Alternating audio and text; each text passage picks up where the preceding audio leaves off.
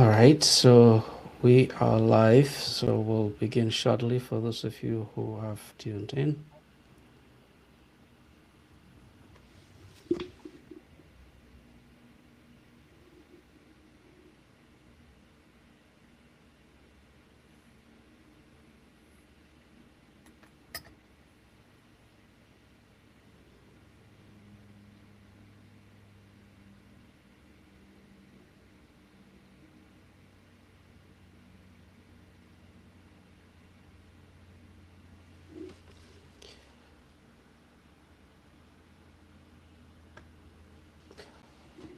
All right, thanks everyone who tunes in today.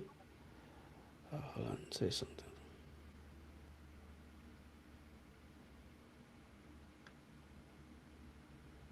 All right,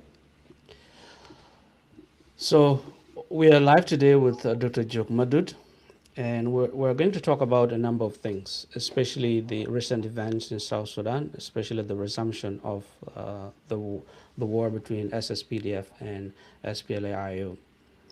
So we'll see what this means in terms of the government response, in terms of the morale of SSPDF, the protection of civilians, and also what this means in case they succeed.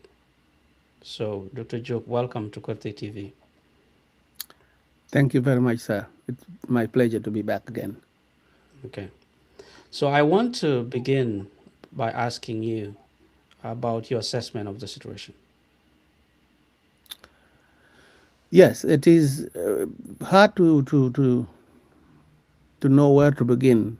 In general, I think my impression of the country this time is that the state has weakened much more greatly in terms of its response to the needs of people, security needs, economic needs, and even a sense of hope that there will be a transition, there will be change, there will be improvement in the future.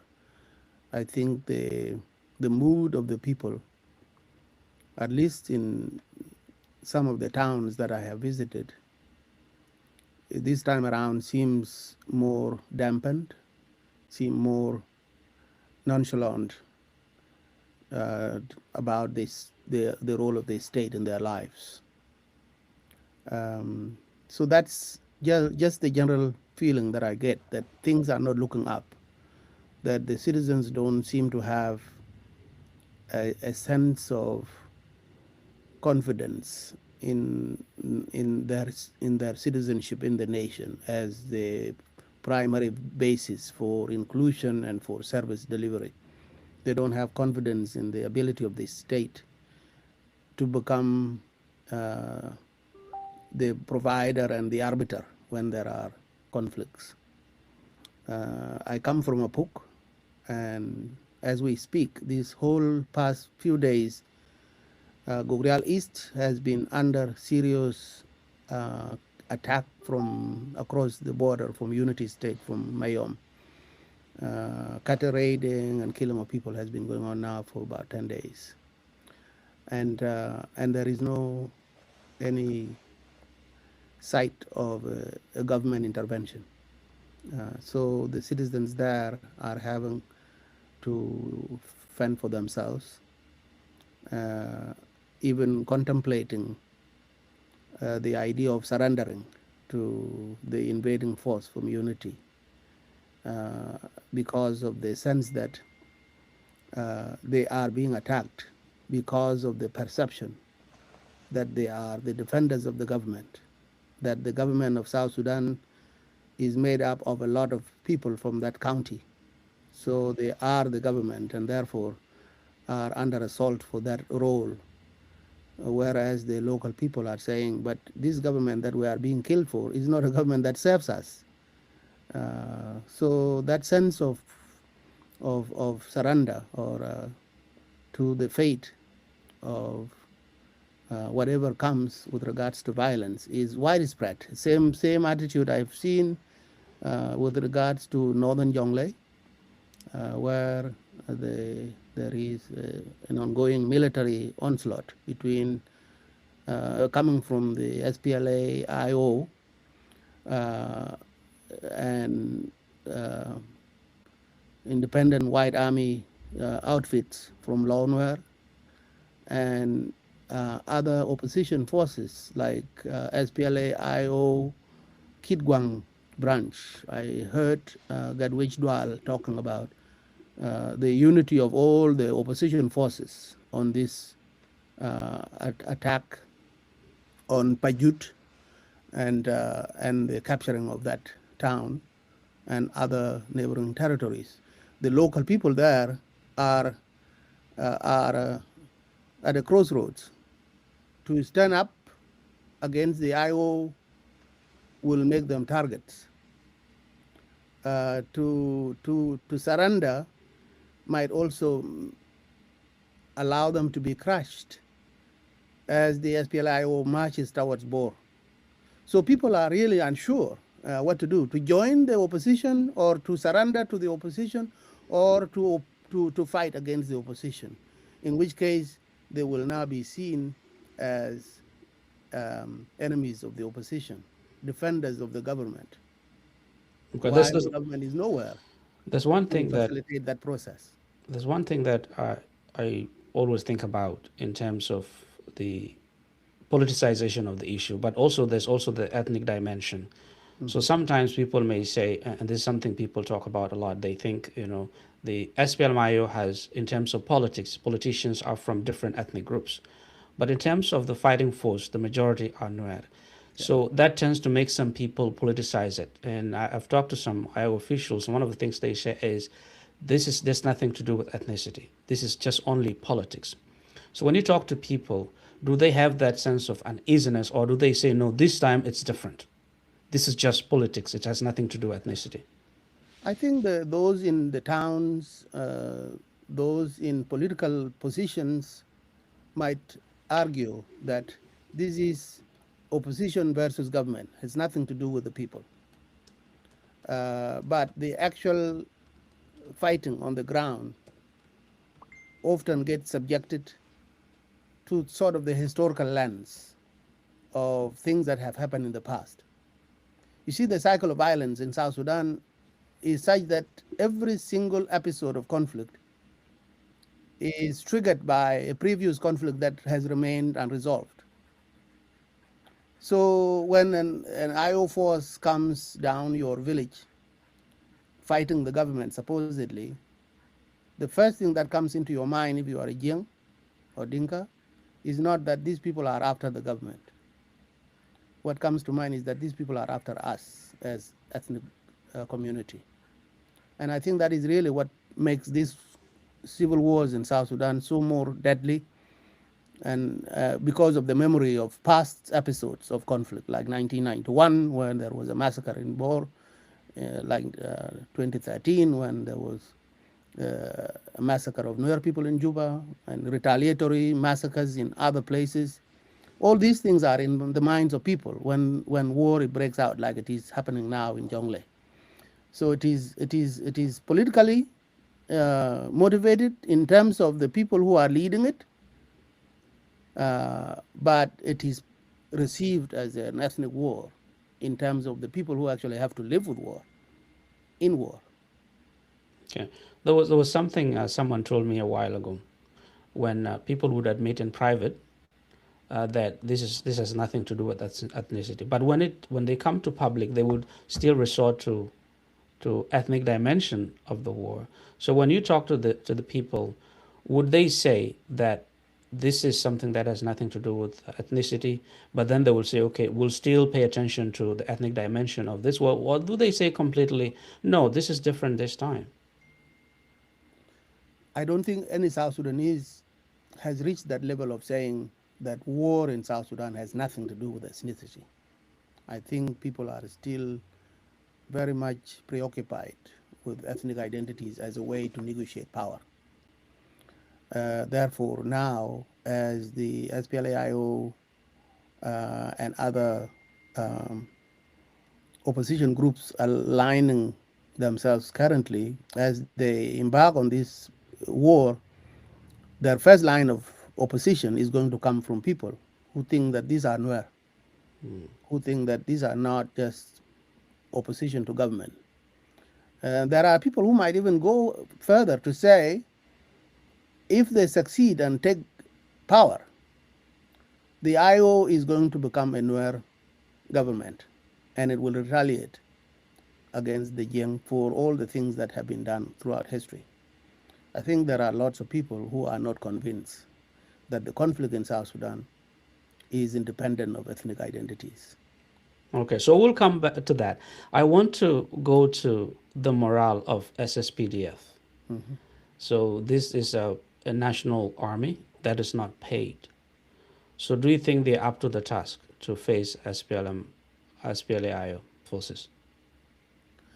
Well, as SPDF is still a national army in terms of its composition, but it is also a national army in terms of the advantage it has in terms of weaponry and in terms of being a standing army, as opposed to SPLA-IO, which is scattered and very much made up of people who have not gone through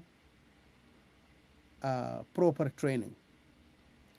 Uh, and so, in that sense, I would say SSPDF still has an advantage at the end of the day over the SPLA-IO.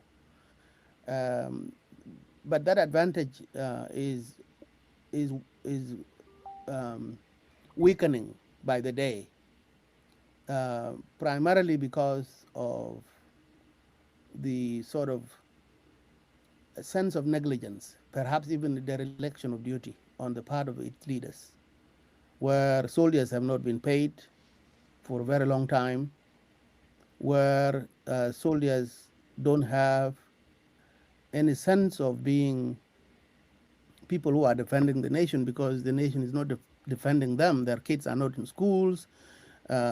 Healthcare is non-existent for the fighters, and the way that wounded soldiers get treated in the end. This sort of drives a terrible feeling in the hearts of fighting men when they see their own comrades who have been wounded have now been dumped in a sense. It doesn't make for a very brave soldier when a soldier sees that the wounded ones suddenly become um, uh, sort of seen as thrown away basically, and no program that can take care of them. So every soldier now in South Sudan is saying, if I get wounded, I will like these people. Nobody will take care of me. So there is a very low morale indeed. I mean, I haven't gone everywhere. I haven't been in Bilpam itself, but I talk to soldiers all the time in their villages or when they get out of the barracks and because the thing is in South Sudan, soldiers are not confined to the barracks, even when they are holding guns, even when they are on duty, they still are forced to get out of the barracks to go into the towns and civilian areas to look for food because they are not being fed in the barracks. Um, so morale is indeed very low. It's also the case that more and more people are now saying, let the people who eat in Juba come and defend this country. You can't deny us all these things, and then now you want us to defend the government. The children of people who have advantage can now go and confront this war. I think there are a lot more and more people are saying this. Um, Obviously, when it comes to actual fighting, some people will rethink that idea and say it's no longer now about defending the country. It's not longer about defending the government. It is actually a matter of you surviving as an individual. So if you don't fight to survive, the opposition forces will crush you on their way to Juba, on their way to reach the government. They will not reach the government while you are alive, even if you, unless you surrender and join them and say, okay, I'm not fighting. But if you are in government uh, army truck or in the barracks and you are not, even if you are not fighting, but you are not surrendering, they will still overrun your town, and in the process you will get killed. So it's like President Kiir used to tell people that that you people think that when your dog barks at night, do you think your dog is barking to protect you? No, the dog is barking to protect itself. So um, you think that you are here just to protect me? What about your own lives? Are you not protecting your lives? It was a provocative way that very known that president is known for, saying to people, "It's not just about me. If you don't defend yourself, um, it's up to you. Don't say you are risking your life for me. You are also you also have to risk your life for yourself." But do you think, because it's one thing for them to say we don't want to fight for this government because it's not taking care of us, they can say that, but it's another thing to refuse to go and fight. So Right. do you think they will follow through when they say, yeah, we don't want to fight because we are not paid, we have to beg for food, but will they actually refuse to go and fight on behalf of the government? No, it will not happen en masse, because if they are in a in a in a in a military organization, like either in the barracks or on the truck, or in platoons and various regiments of the army, if they are there, they will not refuse, because that would be punishable. So as a group, they will not refuse en masse. But the problem is that not all fighters of the SSPDF are in one place. They are scattered. So when there is a fight, there will be a call to war, where people living in their villages will be called upon to return. This time around, I don't think there will be many people who will leave from their villages to go back to the barracks in order to be deployed to go and fight. But for those who are already in units of the army, it'd be very difficult for them to refuse to fight. Okay. So there's something I've seen with the government. Maybe it's my own assessment, and people can correct me on that. The government seems to not take this seriously. Am I reading really differently? Because if the soldiers are saying we're not being paid, why are they seeming to be taking this as if there's nothing happening in the country with the capture of Pajut in Jonglei State? Why? I think there is a level of disconnect between the leaders, political and military, on the one hand, and the actual everyday needs of the fighters. There is a serious cognitive dissonance, as these leaders don't seem to wake up every day and wonder what is going to inspire these soldiers to remain defenders of the constitution and the country. I don't think there are too many leaders who wake up every day and ask that question. But um, there is a very visible um, nonchalance on the part of the government. For example, since the attack on Pajut, um, the SPLA-IO has been everywhere, uh, in the media, on social media, issuing statements saying that they have done this and they have done that. They have captured towns, they have taken ammunition and artillery from the SSPDF. They have been telling the country what their plans are. The SSPDF and the government, the executive, are nowhere to be heard. Why is the Ministry of Information not issuing statements about what has gone on, even though the whole country is in panic? Ordinary citizens in towns are panicking that towns will be taken over by opposition, and what will be the fate of people. And yet there are no apparent responses and guidelines coming from the government about how people should respond to this. Even by way of saying that what the SPLA-IO is saying is nonsense and it is not true, the government has not done that. So there seems to be either lack of coordination and no information streaming into the centers of power, or those in charge of uh, media and spokespersons of the government and the army are not being allowed to to issue statements or to clarify what is going on. I think these are symbols of a gathering sense of surrender on the side of the government. You said you said Uh, you yeah. said there's a sense of disconnect.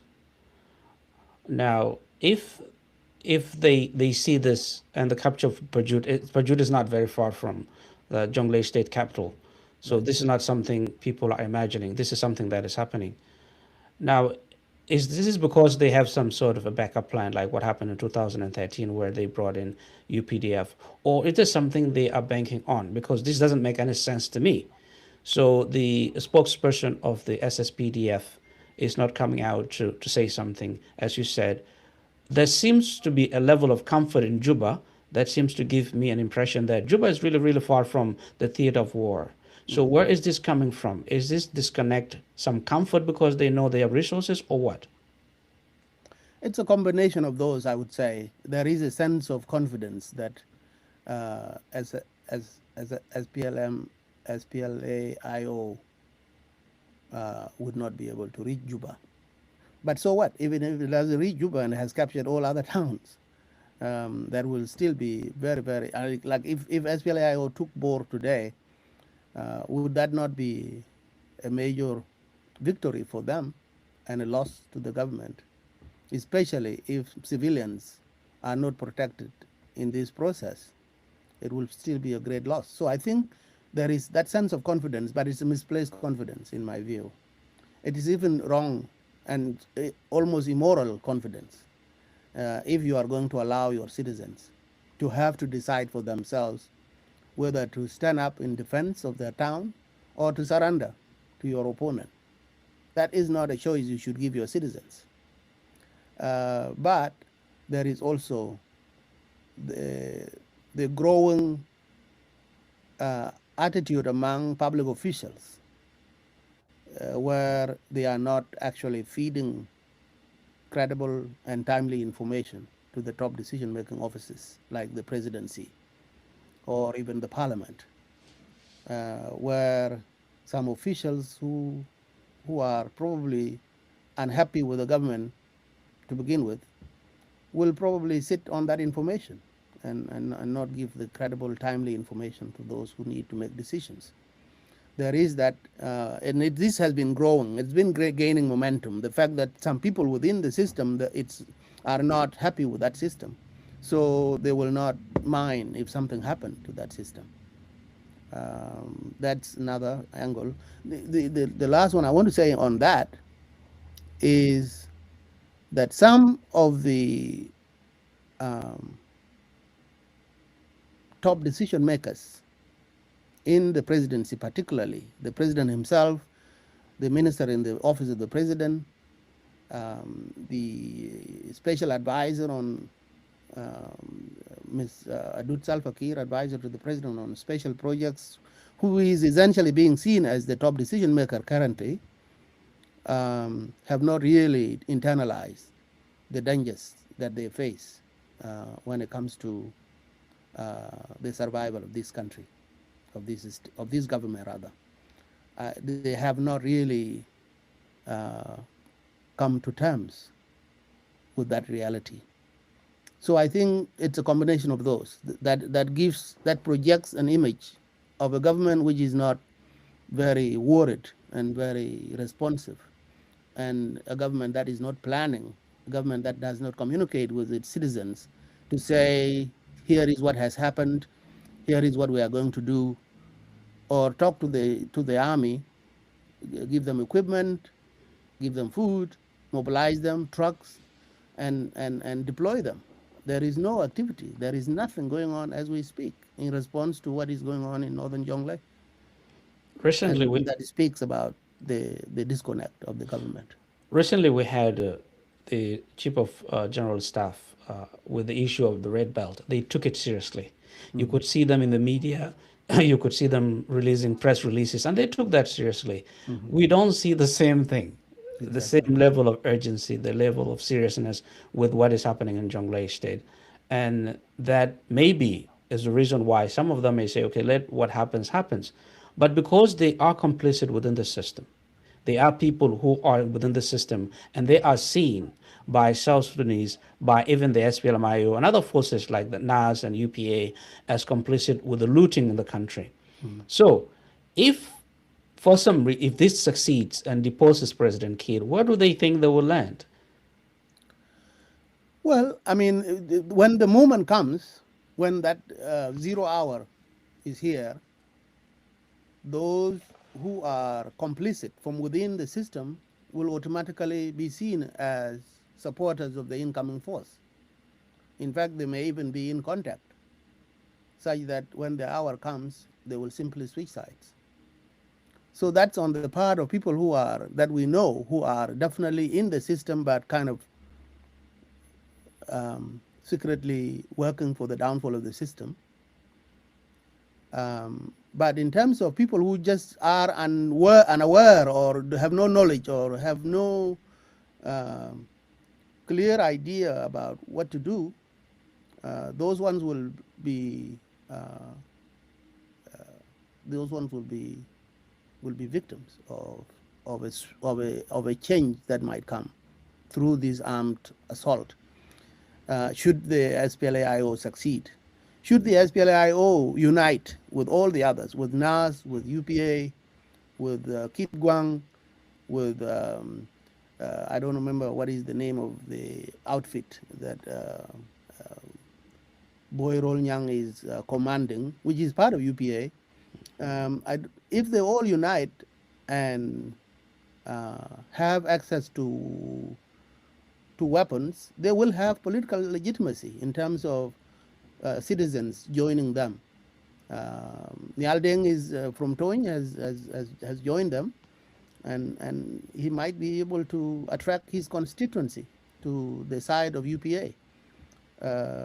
And so, obviously, there are going to be those who will be seen as siding with the opposition, and there are those who have stood their ground to defend the government, and the confrontation will be unmistakable, such that if the IO and its allies succeed, those who are defending the government will be their targets and will be victims.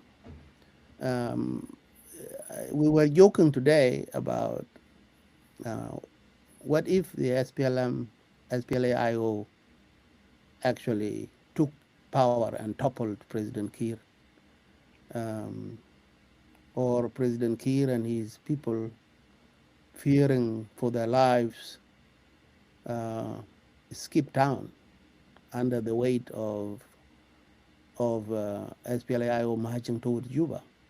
What would they do? Are they going to run, or are they going to deploy UPDF? Because UPDF is already in the country. UPDF uh, defended Juba in 2013, 2014. Is that going to repeat itself this time around? Are there going to be more forces from Uganda to join the existing UPDF in defense of Juba? It's very likely. It's very likely because the process by which UPDF was brought to Juba in the beginning, in the first place, this time around, I think, is a process that is shrouded in uh, in in challenges and questions. South Sudanese citizens have been questioning why UPDF is in Juba and why UPDF is being paid more than the National Army. What is in it for South Sudan to keep Ugandan army? This is what is in it. I'm sure Juba is going to bank on UPDF to try to stand its ground. Okay. But to what extent will they be joined by even more forces so that other towns can also be defended? So it's like that SPLA-IO will be denied the capacity to take over. That one is anyone's guess. Okay, so I want to focus on the feasibility of of what SPLMIO is doing. Mm. It's we may see this as some sort of a hype that may not bear fruits, but it may also end up deposing the president. So we don't really know. We don't really know what intelligence the government of South Sudan has. They may have some intelligence that makes them comfortable. But let's focus on SPLM-IO for a moment. Do you think this is something that is really going to gain momentum, or do you think this just a moment that is positive for them? I think for the time being, it's just a moment. They are currently banking on the small victory at Payut, but they are also banking on the panic that they might cause among the ordinary populace and among the rank and file of the SSPDF. Is such that if there is palpable panic in the defense forces of South Sudan, many of them will simply not fight, and that would give advantage to the SPLA-IO. As things stand today, it doesn't look very likely that the SPLA-IO has any capacity to take over Juba. That's my assessment of SPLA-IO as a force. The SPLA-IO is not really a cohesive fighting force. They also suffer hunger. They also suffer lack of equipment. If the SSPDF does not get paid and live well, SPLA-IO is even worse off when it comes to the feeding and organization and equipment of the soldiers. So as the two forces are definitely not on par in terms of numbers, in terms of equipment, in terms of organization, in terms of command. The SSPDF still has advantage, and on that assessment, I would say it's hard to imagine the SPLA-IO simply fighting its way into Juba. What if Whether because eventually some of these fighting forces from South Sudan, from SSPDF, will simply develop or enhance the mentality that the SPLA-IO is a Nuer force and we will not allow the Nuer to defeat us, or because they have more arms, or because there will be Uganda forces to back them up, or because at the last hour the president will himself emerge to address his forces and say, this is the country and the constitution we are trying to defend. Forget about me, but defend your country. I think those things will eventually give the SSPDF an upper hand, and it will be a weakness of the SPLA-IO rather than the strength of SSPDF that will tilt the balance. one of the things SPLM-IO and SPLA-IO are trying to do is they're trying to project an image of a moral force. They've emphasized that they're protecting civilians. That's something they have emphasized. You may have seen some pictures. We don't know the genuineness of those. Some people are being captured in Pajut. They were prisoners of war. They're trying to show that we are not going to kill them. So, and they are going to bank on that. And also, they're trying to emphasize this is not an ethnic war. They've said that several times. Right. Do you think this time it's going to work on, especially the Jing ethnicity, to say, oh, you may not think this is ethnic, but it is ethnic? Do you think they will buy the ethnicity argument this time? Some will definitely buy it, especially those who really don't want to fight anymore to defend the government of Salva Kiir will buy the idea of this war is no longer about ethnic identities or ethnic groupings. That this time around, if these people genuinely want to take government, we should let them do so. But there will be probably half-half. People with historical memories of what has happened will not buy that narrative that the SPLA-IO has suddenly become a national organization. and will not target anybody on the basis of who they are, but will target those who are defending the government of Salva Kiir. The monkey wrench in all of this is their leader and commander being behind bars in Juba. I imagine the government will try uh, to use threats on the life of Riek Machar in order to slow down the SPLA-IO, to say that we don't want to sacrifice Riek. If the government is going to say, the more you push, the more a risk your leader will be. If it comes to that kind of confrontation, I think it's going to be a serious issue to decide. I think that will slow down SPLA-IO, except that the SPLA-IO is not going to be on its own this time around. It's going to be united with all these other forces, and all these other forces are not going to stop doing what they want to do just to spare Riek Machar's life. On the other side, is President Kiir going to go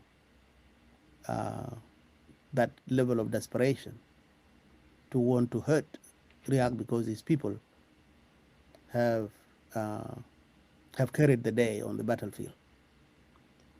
That one we don't know.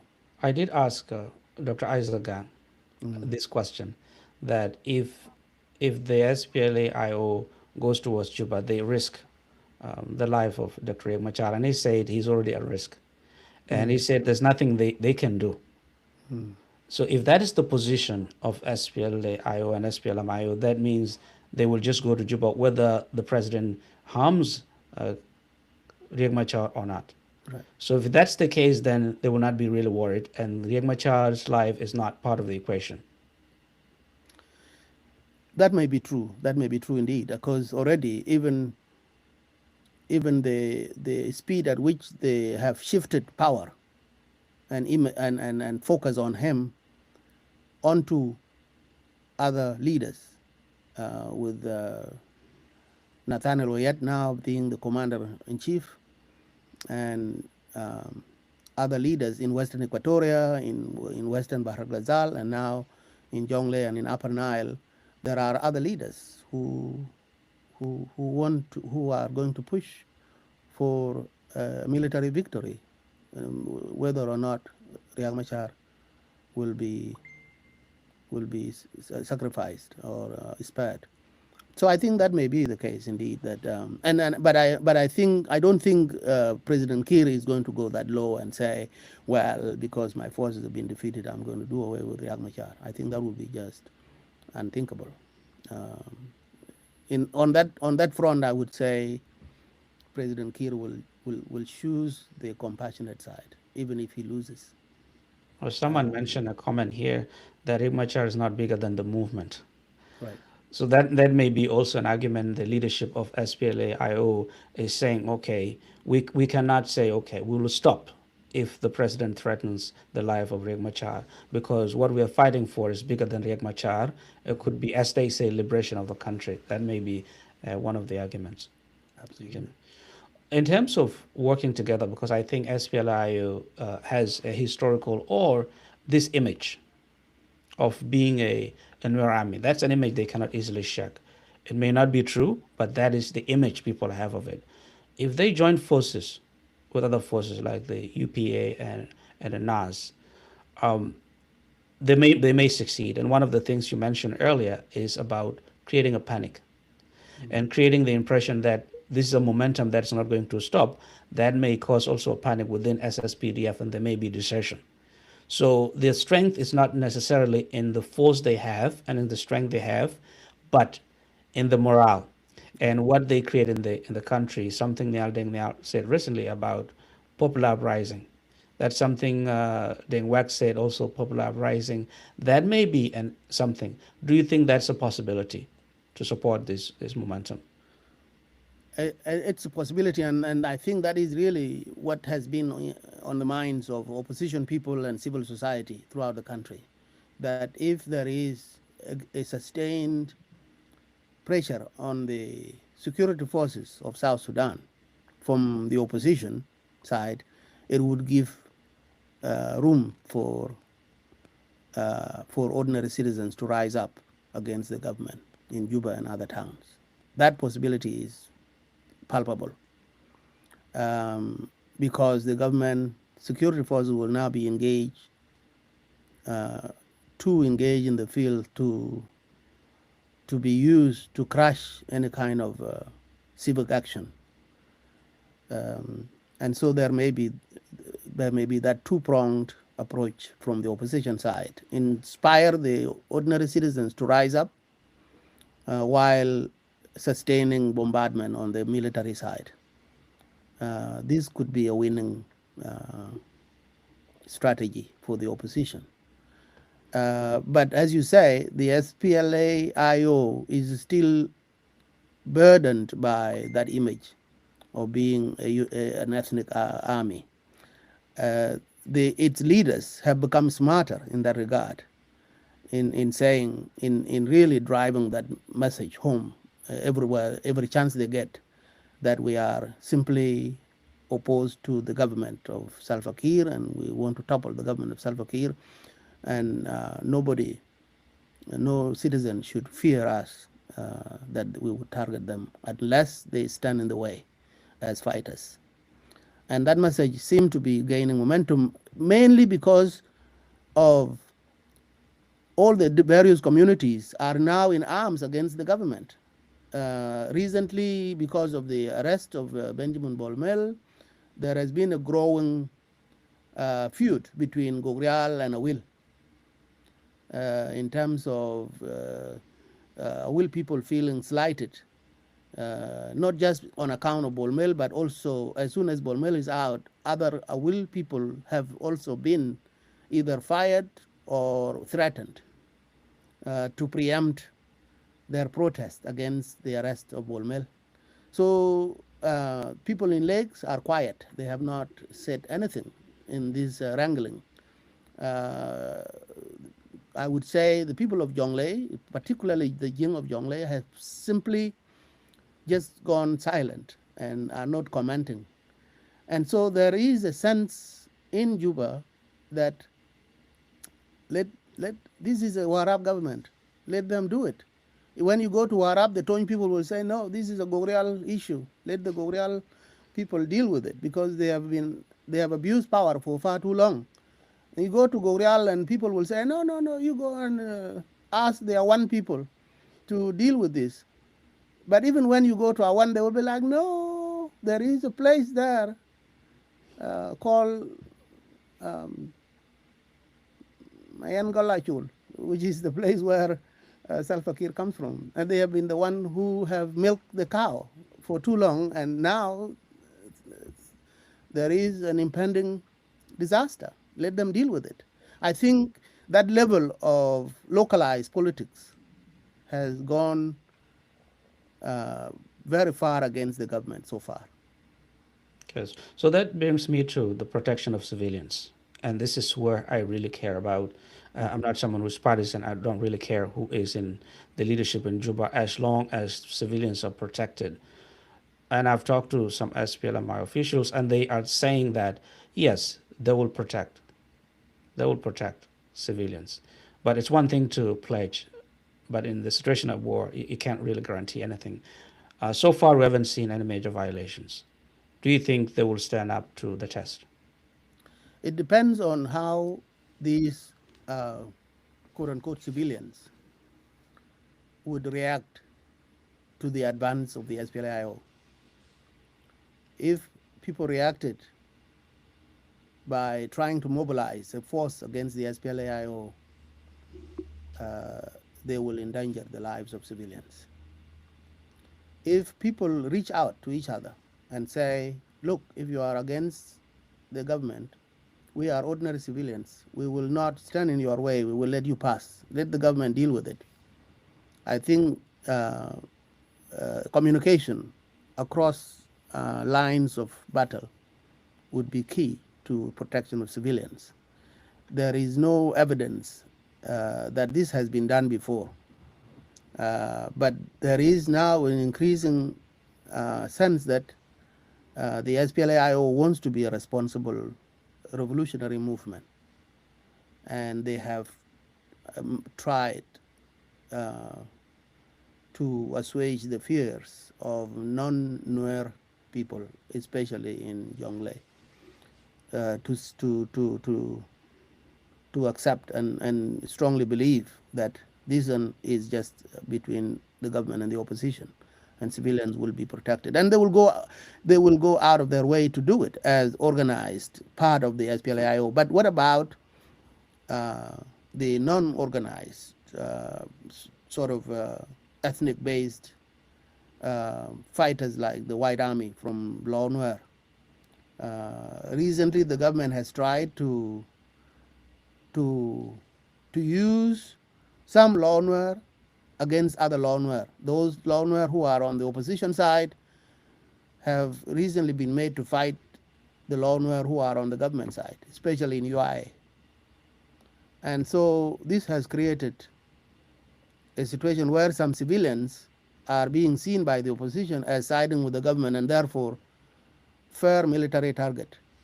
That is what is going to jeopardize the lives of civilians. The fact that the government has always banked on dividing people and divisive policies where some people are seen to be on the side of the opposition and others are on the government side, that is what is going to endanger the lives of civilians. And so I think the responsibility is on the shoulders of both sides Yeah. to ensure that they don't emphasize that rhetoric of us versus them, and the SPLA-IO emphasizing that rhetoric and saying we are only going after the government, don't touch the civilians, and this message uh, being dispensed in military organizations, in the barracks, and also in the not in the barracks, but in the camps where they are, and during parades and so forth, that this message be emphasized.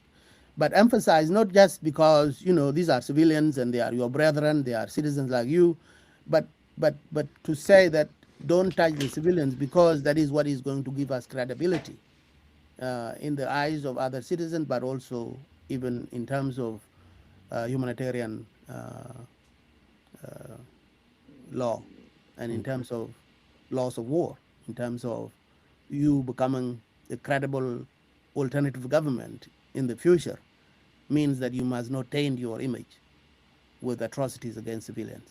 Okay, so I want to ask you a question before I want you to address. I'm not sure you can see the comment here, which is very interesting. Yeah. Uh, so, but you highlighted something that is really vital. The SPLMIO is going to bank on this. If they protect the civilians, because they want to be seen in a positive light, so they may do whatever it takes to make sure that they are not tarnished. Because the moment civilians are killed is the moment the argument fails. Yeah. So they will do everything in their power to ensure that that is the case. But then we have the White Army, which is not a conventional force that may have their own agenda. So that's why I may suggest to them to actually have modalities put in place, stringent modalities that are passed across, as you explained, so that they know if you violate the rights of civilians, and this is what happens to you. So that has to happen instead of saying, okay, move away from military installations. That may not be enough, right? So I want you to address what this question, the comment. Yeah, there has been quite a lot of exchange on social media about where the SPLA-IO really gets its weapons, and many people have suggested that they are sharing the same weapons with SSPDF. Uh, the capture of Pajut has resulted in large quantities of ammunition being taken by SPLA-IO. And so those who defect from SPLA-IO or from other forces into SSPDF do so under enticement by some of the leaders of those communities, saying that our our safety is in being part of the SSPDF. So let us defend the government. But there are people who go into SSPDF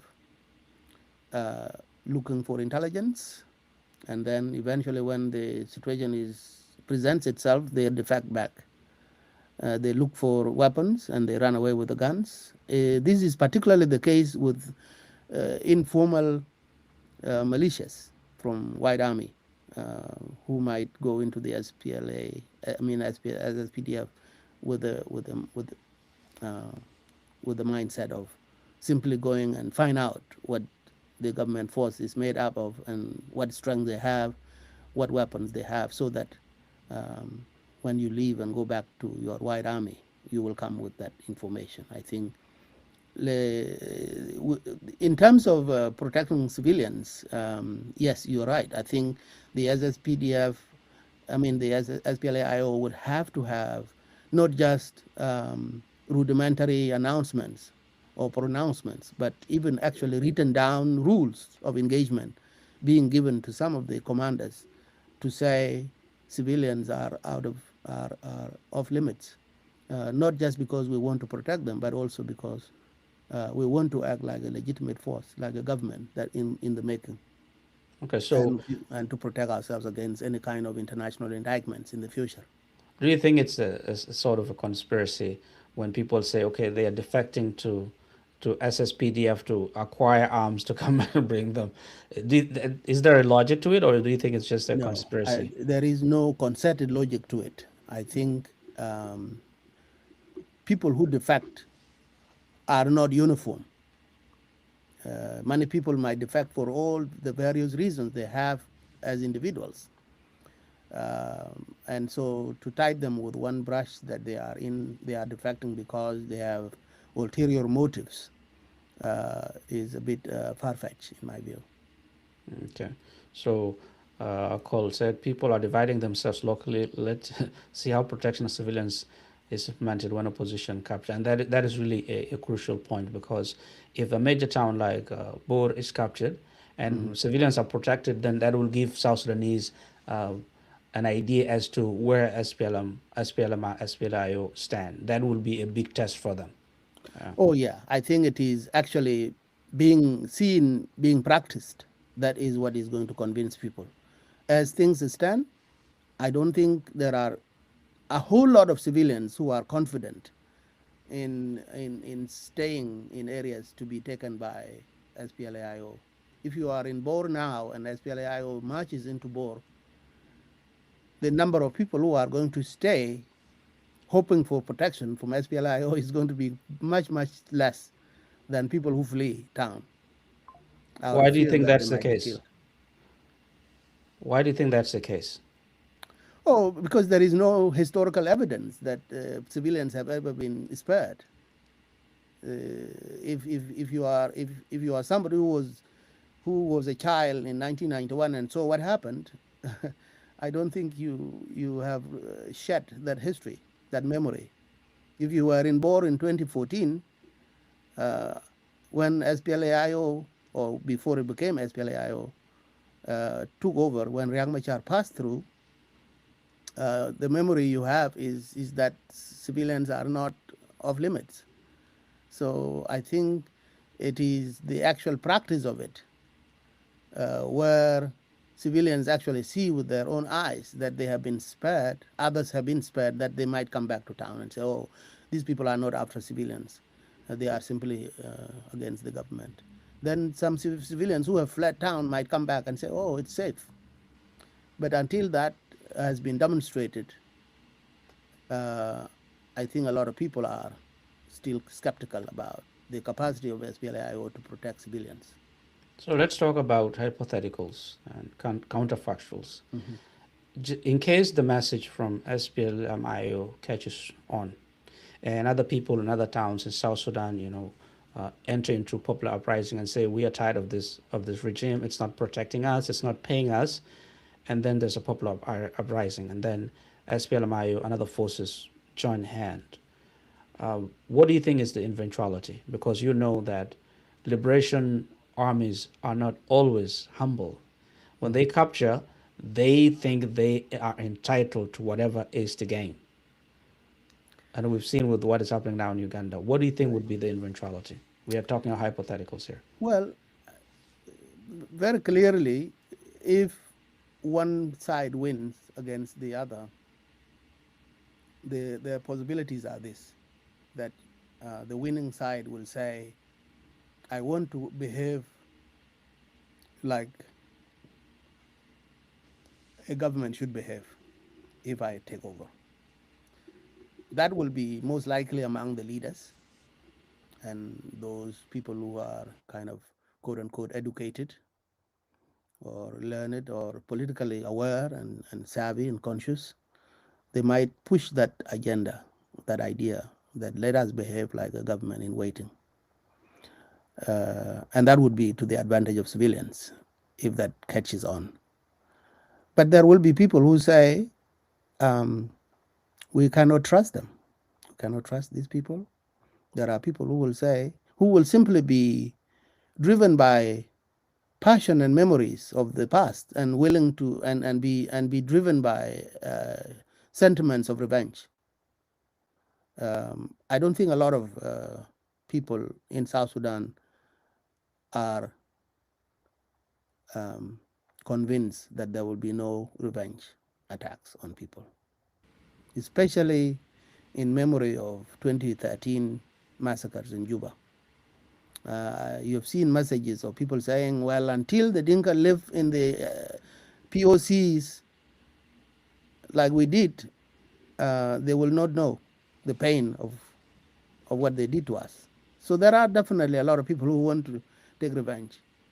These are not people who necessarily care about whether there is a government of SPLA-IO in town or not. These are people who are simply focusing on ethnic rivalries and getting even.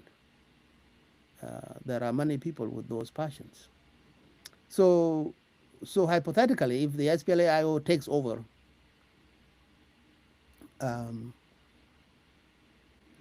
the people will divide themselves along those lines. If the first act of business is for SPLA-IO to say, no, we are not touching civilians, you stay, you are our citizens, don't worry, then towns that are still fighting might actually quickly surrender and say the SPLA-IO is not our enemy.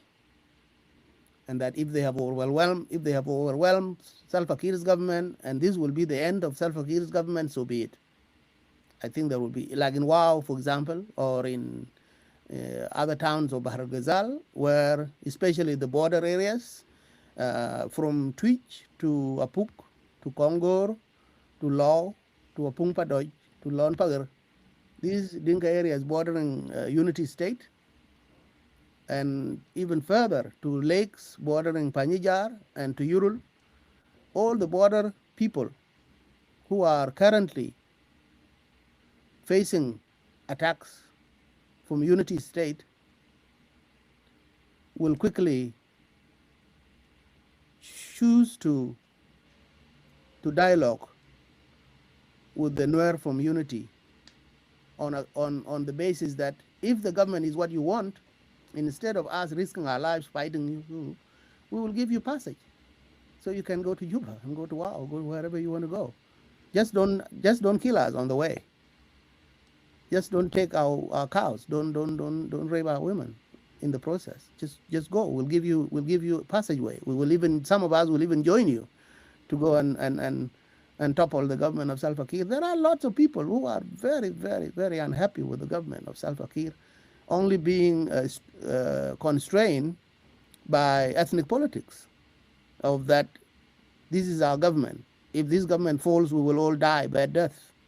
Some politicians have promoted that image for a long time, saying that when you are defending the government, you are not just defending the government. You are not just defending Salva Kiir, you are also defending yourself. So don't let your government be overthrown because they will come for your neck.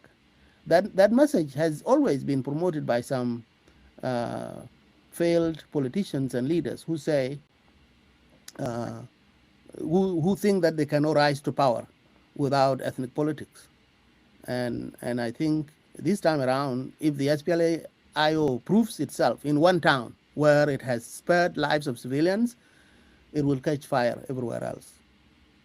Okay, and that's one of the problems that we haven't seen is the trust, as you said, where people will say, "Okay, you're not going to touch us, and so go ahead and go and depose the president. That's your agenda, and leave us alone."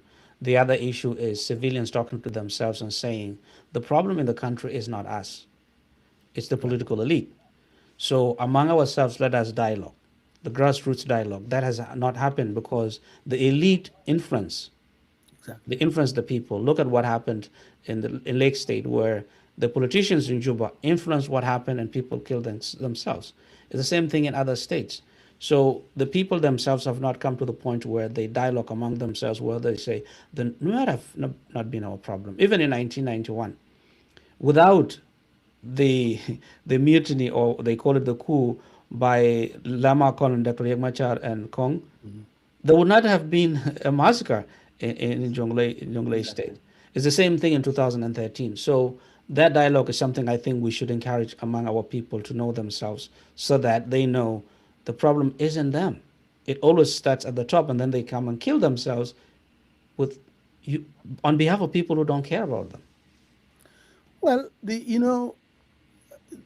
and that lack of dialogue at the grassroots level has been actively and sustainably discouraged by some of the elite politicians and military leaders. Even um, Colonel Garang himself, may his soul rest in peace, will have been caught initially opposed to the UNLID peace agreement between the Eastern Jiang and Western Nuer, because of the uncertainties about what would this dialogue lead to. And so politicians have always discouraged uh, ordinary people reaching their own understanding, because when they have reached understanding and and shift the blame to the politicians for their own negative experience, then those leaders will have lost the capacity to mobilize their communities in the quest for their own power. And so there is an active discouragement going on. And I think ordinary civilians and the chiefs and cattle camp leaders, most particularly among the young and North, I think they have come increasingly coming to that understanding that the wars that we fight, the cattle raiding that goes on, the vicious violence that has been going on, uh, increasingly so, has actually not been our war. It's not our usual war. It's the war of the elite, the war of the educated. They are the ones who benefit from us being without peace because they want to mobilize us to augment their political position. People have said this to us. Sharon Hutchinson and myself wrote this article in 1999 when we had conducted interviews, myself on the Jiang side and Nyarial Sharon on the Nuer side in Western Upper Nile and Eastern Bahr Ghazal, where we asked them, why do you have this sustained animosity? And they said, clearly we used to fight among ourselves, but even when we did, there were some basic ethos that was followed, where women and children were out of bounds, where there was no need for destruction of property, because at that time, war was a duel between men, where men have to, each one has to show their prowess. And they said, even when you are in the pitched battle and somebody surrenders or runs away, you don't chase after them because that has already shown your prowess. You have defeated him. Let him live to go and tell the story of how he survived. This is the war we used to fight. But this war of attrition, this war of annihilation, is born of the politicians' competition for our uh, loyalty to them. I think that really is a key issue that all of us in South Sudan should listen to see how the cycle of violence and the vicious level it is going to is a product of political competition at the center. And the fodder for that competition, the war fodder, is this ordinary citizen in the peripheries of the centers of power. Okay, so we have come towards the end. I want to ask you about your words to SPLA-IO, SPLM-IO, and also the government of South Sudan. What would you tell them in the context of this? Because South Sudanese have suffered for decades. I was watching a video in 1972 when Abdel Alier was talking about the return of civilians to Sudan after the war. Mm-hmm. And what he was saying in 1972 still applies today. That really, really makes me sad. Right. Our people have been frozen in time. So, what would you tell SPLA-IO and also the government of South Sudan? Well, to the SPLA-IO, and I have said this to individuals that I have had the chance to speak to, they have already sent out overtures that suggest they really genuinely want to be more politically savvy this time, which includes articulating a vision for the country. And that vision includes fighting a war that adheres to humanity. And I think that is the message they need to amplify even further to their forces and to their assumed enemies, especially across ethnic lines, to assuage the fears of those on the other side, and to convince those on their side that if you get to that line, make sure that you uphold basic ethos of humanity and care for one another. Because after all, if you take over government of South Sudan, you will be government for everyone. You will not be a government for Nuer.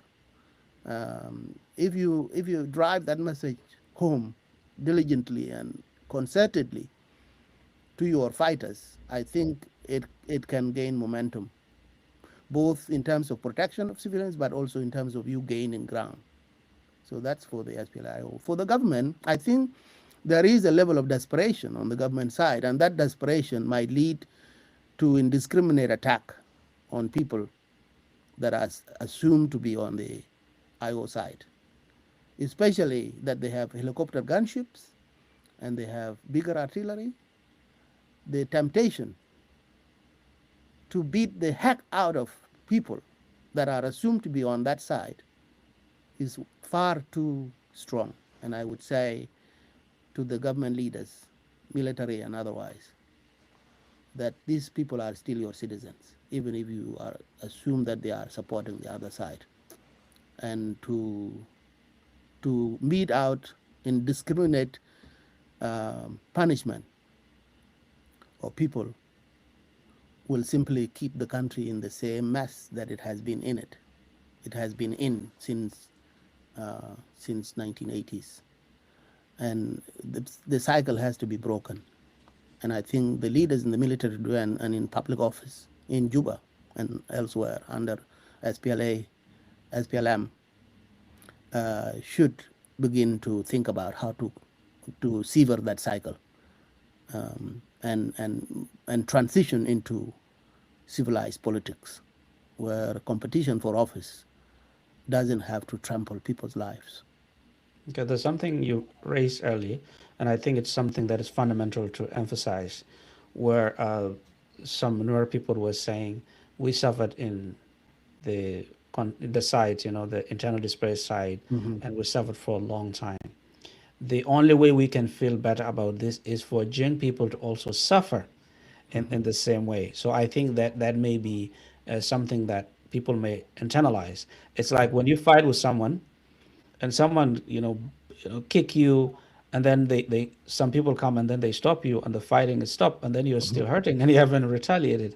So Right. that is something I think we need to emphasize to SPLM-IO, that some people feel that way. Right. And there's a difference between logic and emotions. When people Exactly. feel a certain way, you're not going to be logical to them and give them facts and laws. No. Emotions are not things you can put in a container and you close it. Exactly. They come out in the way they want. So I think that's something to emphasize to SPLA-IO Absolutely. officials. Yeah. You're right. And yeah. So go ahead. I just wanted to emphasize that. No, that's perfectly said. I think there is no question that people's passion will be raw, and but they can also be tamed by a political leadership that is focusing on um, making sure that this country transitions away from citizenship in the ethnic groups and tribes to citizenship in a an entity that brings us together. We may call it a nation or nation state, but we are as a country. South Sudan is still on a journey in a quest for a sense of collective belonging and cohesion, and such is not something that comes by itself. It's something that actively needs all of us to build and develop and imbue the citizens of South Sudan with that sense of equality and and collective citizenship in a nation state. It's not something that our leaders should simply look away from and think that it will come by itself. It's something that needs active political quest. Okay. So thank you, Dr. Joke. This has really been really good for me because this is my first live show. I'm really very anxious about live shows, but you've made it easy. Thanks for everyone who tuned in. We'll continue to have these conversations. We may not have all conversations live, but we will try to have them so that people can interact with you, ask questions, and I promised you and also Awole to talk about the state. What is the state? What is the nature of state we Yeah. have? I talked recently with Governor Quilagur, and he talked about the economic system. So I think Mhm. we want to bring those together and have live shows like this so that people can ask questions as opposed to only me asking questions. So, Thank you. I uh, appreciate it. so Yeah. I just want to thank you and thanks everyone. Right. We'll start the live show. Okay. My pleasure.